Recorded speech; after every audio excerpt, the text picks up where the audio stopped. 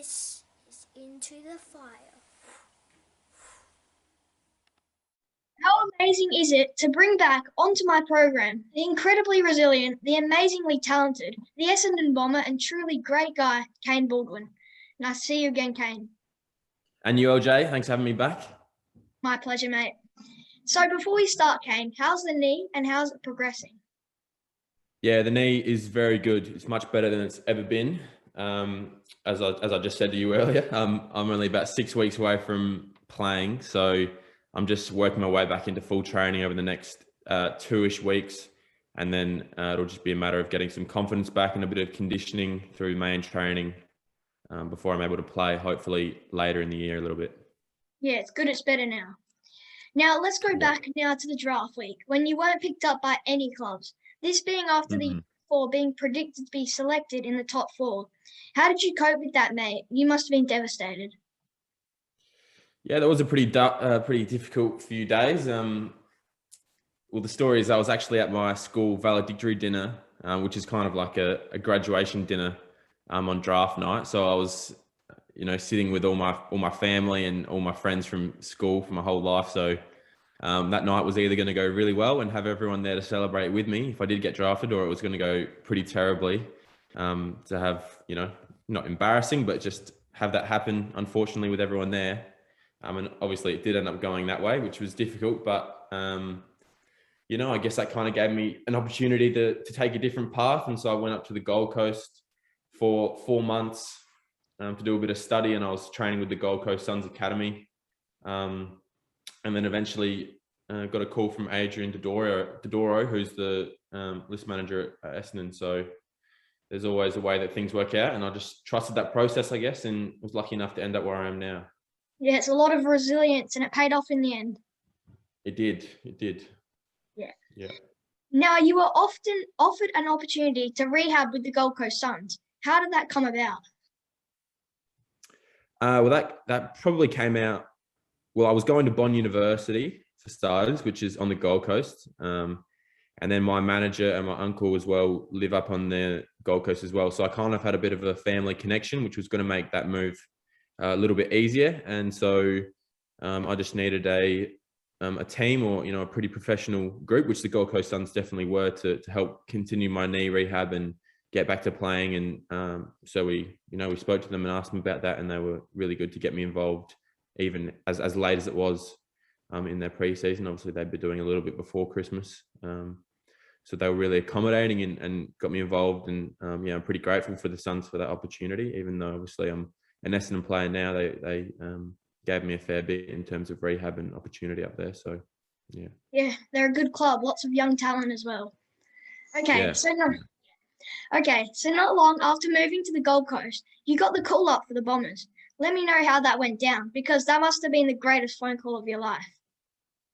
Yeah, well, there was actually a little bit of a build-up to that phone call. So I'd been kind of chatting to Essendon for a few months. So I probably first got a call around late February from Adrian Dodoro, and he just, kind of just asked the question, or posed the idea of coming down to Melbourne for a day or two just to meet the medical team, some of the players, and just so they could, I guess, assess me and decide, how confident they were in my body and being able to get back to playing. So I did that around that time, and obviously they thought it was pretty good, and I was, going to be able to get back to playing. They were confident. So went back to the Gold Coast for a couple more months, and whilst they were just, figuring out their list in that SSP period, which is what I got picked up in.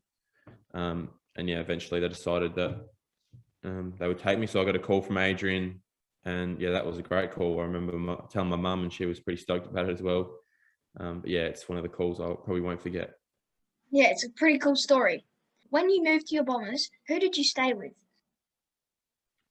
I first stayed with Nick Hind, Yep. Which was really good. He's obviously been at the Bombers previously. So he was a VFL player for the Bombers, probably 2018, but then he played for St Kilda for a little while.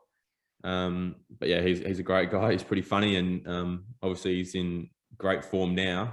He's come out of nowhere and really, proven himself to be a great player and a great asset to the team. So yeah, a great guy. Was really accommodating and enjoyed that little stay. Yeah, nice. Now, you went to the Bombers. How far into your rehab were you? And what did they say to you about your knee? So when I arrived in April, probably early April, I was around about 7 months post-operation. So that's kind of getting along the way. And I'd been doing a bit of running and a little bit of change of direction at that time at the Suns. But yeah, when I kind of arrived at the Bombers, they were pretty keen to take a little bit more of a cautious approach. So they kind of dialed back all the stuff I was doing, slowed all the process down just to make sure that they could get everything right and you know, have a bit more attention to detail in the process. So that's why I guess I am where I'm now, and my schedule will probably take me to about 14 months before I play, which is obviously a little bit longer than the 12 months that, you know, usually ACLs are. So yeah, they've been very cautious, and as I said, they've shown a lot more attention to detail than I've had in any experience anywhere else, and I feel a lot more confident and stronger and faster than I ever have. So yeah, I'm excited to play now. Yeah, that's really good. Now, you're, I believe, one of the greatest steals in draft history, and only time will prove me right. But Essendon are one smart club. How long are you contracted to them? Well, I'm only contracted for the end of the year. So I'm quietly confident that I might be able to secure a contract for the following year. I think it's just on the basis that I can get my body right and just continue and see the year out. I don't think they have too much expectation for my, you know, how well I play or you know, if I kick 10 goals or whatever, or something ridiculous like that. I think they just expect me to get on the park and get a run around and yeah, and I think from that they'll hopefully put a bit more faith in me and continue me on for a year or two more. Yeah, that'd be awesome. So, what has it been like since moving to the Bombers? Is it a bit surreal mingling with the AFL players? Have you been sharing the rehab with anyone? Yeah, I've been. It's incredible. It's still sometimes I pinch myself at some of the people that I'm hanging around with. Like just earlier this week, I went and had a coffee with Dyson Heppel, which is, you know, if you told me I was going to be doing that about a year ago, I would have, you know, I wouldn't have believed you. So, yeah, it's been incredible. I've got to know a lot of the boys in rehab very well. I guess that's probably where I spent most of my time, with those other boys that are injured. So, you know, that's people like Jai Caldwell and Dylan Shield, Andy McGrath, Dylan Clark. It's a lot of players that have played a lot of AFL, and I've been able to use them to get a lot of knowledge and just prepare myself to when I'm coming to play. So I'll be ready to go. Yeah, a lot of big names there. Must be cool. Yeah, it is. Yeah. Who is taking you under their wing? And have you got any guys who you've become close to?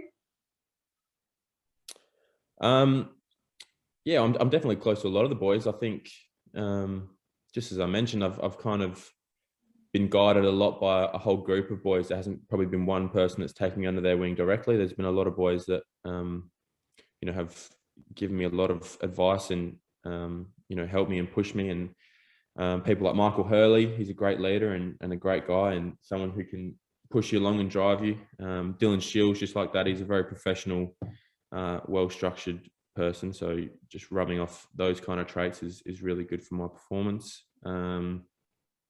But yeah, I guess as a whole group, we're all going through a very similar journey in that we're unfortunately not able to play.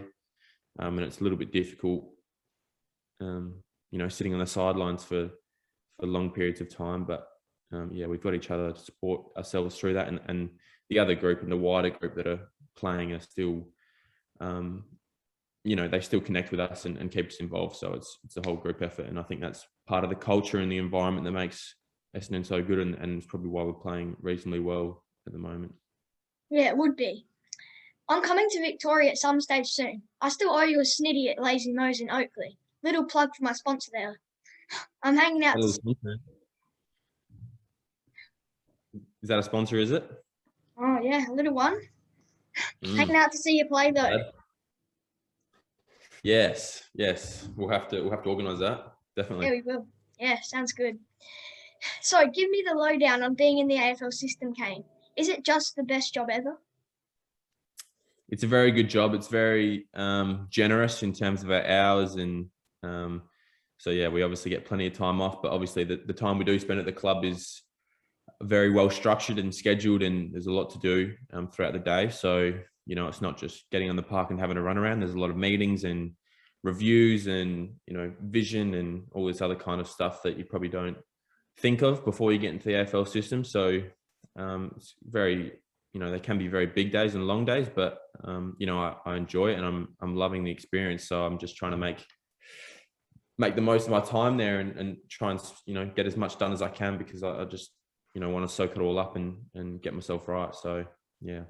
Yeah, I guess there's some pros and cons about it. Who's Mm. going to win the NBA title, mate? Who's going to win the NBA title, mate? Tell me my Bucks will win it. Yeah, I'm probably going to have to agree with you, unfortunately. I haven't been watching too much.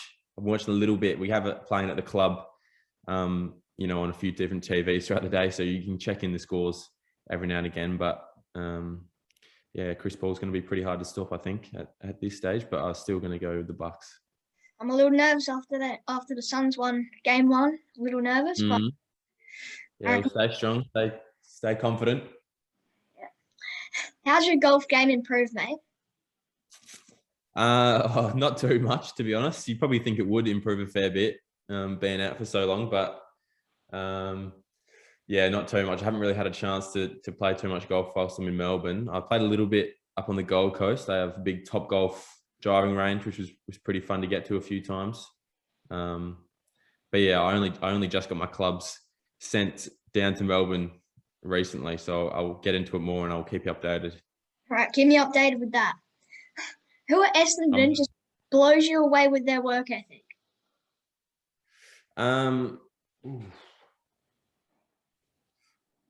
Yeah, as I said, I probably spent a lot of time around those rehab boys. So you definitely, I definitely noticed those type of guys a lot. As I said, Dylan Shield was, you know, the most probably dedicated and focused athlete that I've seen. He's very well structured and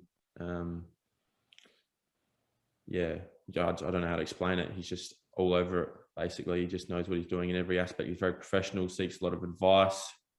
So yeah, Dylan Shield, Michael Hurley's obviously been going through a bit of a difficult time with his hip infection, but the way he's handled that, especially from a mental perspective, I think that's probably one of the more difficult injuries you can have from that aspect. He was kind of, you know, ready to play and in a good space, and then just unfortunately had this hip infection out of nowhere. So that's set him back. But the way he's handled his own rehab and then been able to help others and guide me especially, and then other people, like he goes out to VFL games and helps coach a lot of the VFL players. So yeah, Dylan Shield, Michael Hurley, yeah, probably boosting that. Yeah, a lot of hardworking players there. Who's the clown of the club? The clown.